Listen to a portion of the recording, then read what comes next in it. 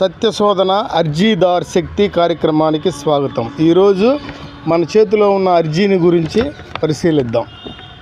మహారాజశ్రీ గౌరవనీయులైన బాపట్ల తహసీల్దార్ వారి దివ్య సముఖమునకు బాపట్ల జిల్లా చీరాల మండలం దేవినూతల గ్రామ కాపురస్తుడు లేటు గవిని సుందరయ్య గారి కుమారుడు గవిని వెంకటేశ్వర్లు అనువారు వ్రాయించి ఇచ్చిన అర్జీ విన్నపము.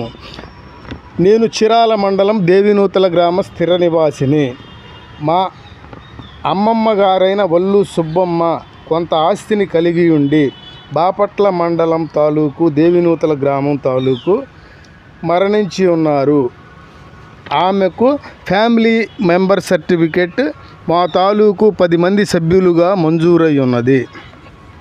కానీ ఆమె ఆస్తి బదలాయింపు ఫ్యామిలీ మెంబర్స్ సర్టిఫికెట్ ప్రకారం జరగలేదు.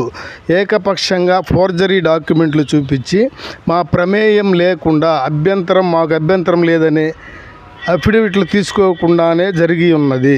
కావున మీరు మా ఫ్యామిలీ మెంబర్ సర్టిఫికెట్ ప్రకారం మాకు న్యాయం చేయవలసిందిగా కోరుతున్నాను. ఇట్లు తమ విధేయుడు.